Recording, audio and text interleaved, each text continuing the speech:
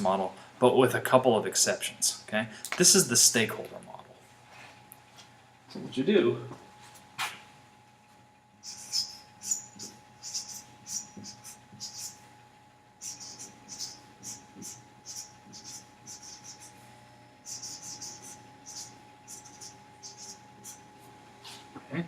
So in the stakeholder model, the corporation is at the center.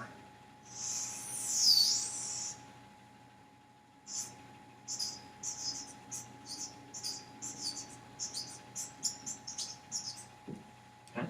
And the corporation has what they call stakeholders. Okay. And who are stakeholders? Stakeholders are people that have typically some sort of a direct influence or are directly influenced by the corporation. Okay.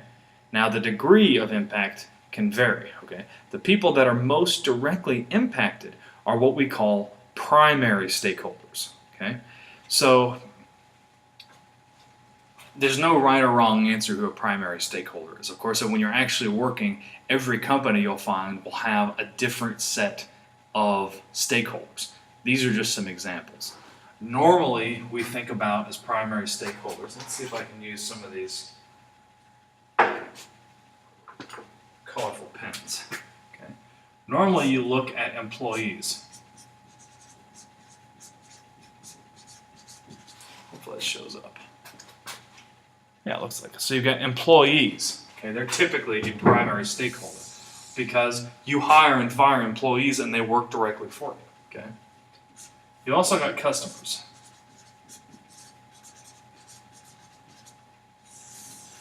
Customers are the people that are voting for you, essentially. They vote with their wallets. Okay? They buy your products and services or they don't. You bend to their will or you don't. Okay? It's a direct influence. Okay? You also have stockholders.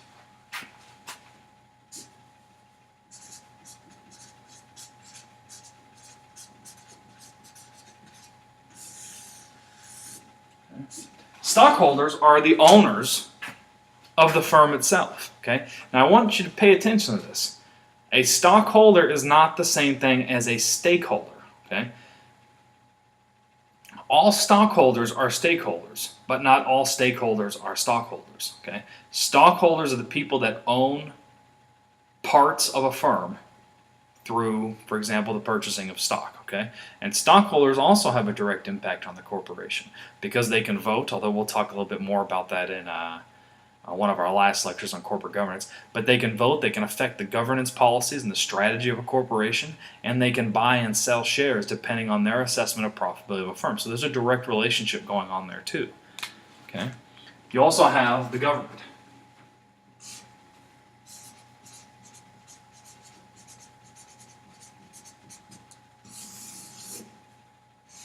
Of course, the government is a primary stakeholder, someone with a direct impact or influence.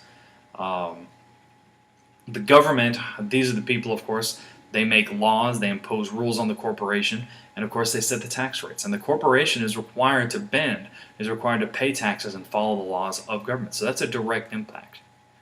And then, of course, you have communities or our society.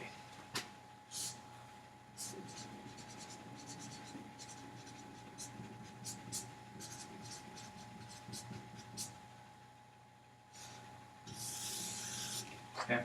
So community or society, think of, for example, the town where our corporation is headquartered. Okay. They would have certain obligations to those local communities. Sometimes that might be more to the local government, like paying taxes, but it might also be engaging in activities of corporate social responsibility, which we'll talk a little bit about a little later in this course. One other one that I think is very important, that you usually see in a stakeholder map, are the suppliers.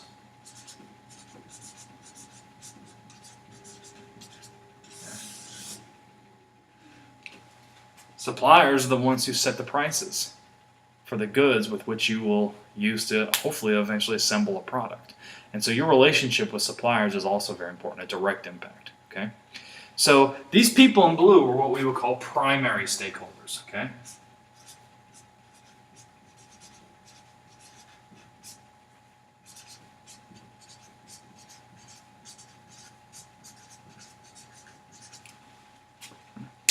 The corporation's actions have a direct and severe impact on the primary stakeholders, but also vice versa. Okay? Now we've got some other people. Okay? Let's set this pen right. And we call these people secondary stakeholders.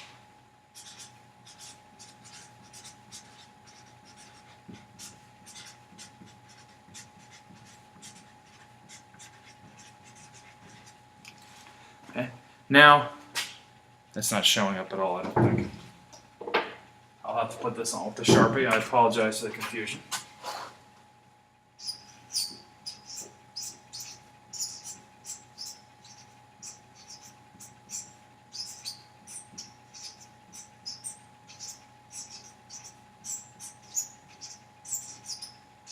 Okay. Now, secondary stakeholders are impacted by the corporation, but usually less so. And they can really be anybody you can imagine.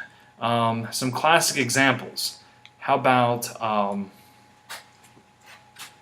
labor unions?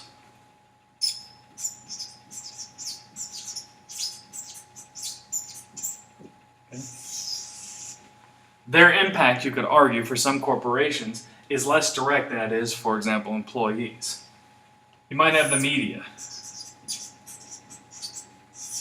The media would have some sort of an impact on a corporation, but probably less so than, for example, the government or stockholders, who might be some other examples.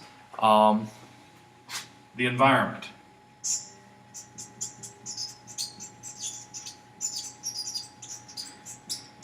Environment or nature.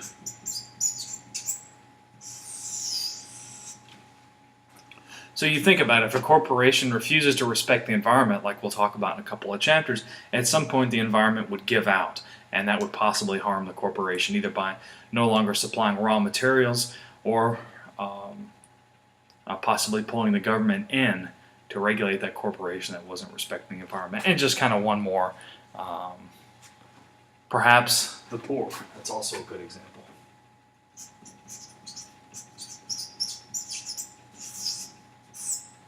Especially under corporate social responsibility doctrine, is generally saying that corporations have some degree of responsibility to the poor. Okay?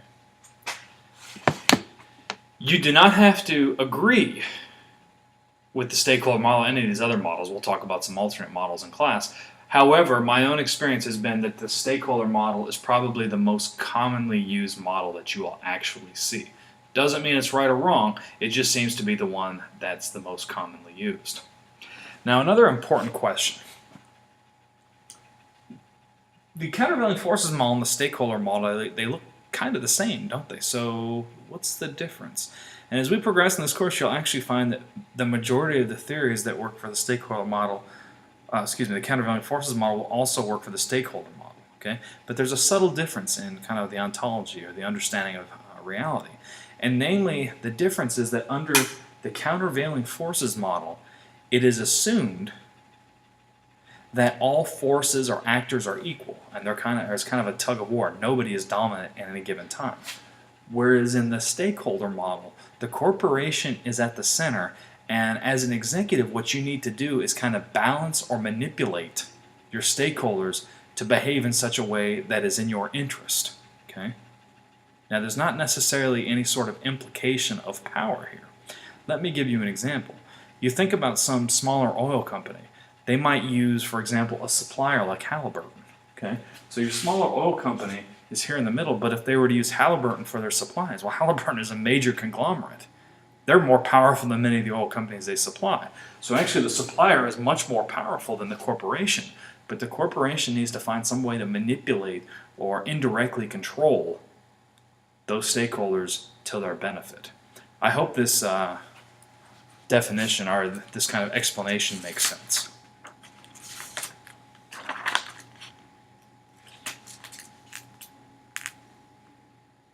Of course, one of the main criticisms of the stakeholder model is that how do you really define the stakeholder itself? And I would argue that the same can be allotted to the countervailing forces model. Well, who are these environmental, business, government, or public actors? It's not all that clear. And what I want you to remember is that it's all going to depend on where you're working. Okay, these are contextually defined by the situation. Okay, so how do you define who is or is not a stakeholder? You could really put actually the whole breadbasket of the world's pity inside the stakeholder model. Okay, but again, that's kind of the part of management that's important, is understanding how to make choices.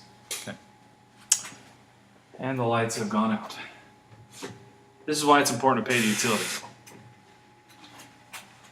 So we'll go ahead and finish this video, and then I'll get the lights back on for the next video.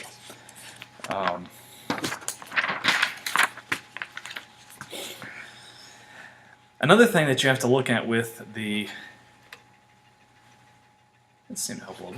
Another thing that you have to look at with the stakeholder model is that stakeholder interests will vary, and they'll, by definition, be in conflict. So there's not really any sort of clear resolution mechanism for stakeholders in conflict. And so that wraps up my discussion about the specific models. Our next video, we'll talk just a little bit more about how to use the models in general.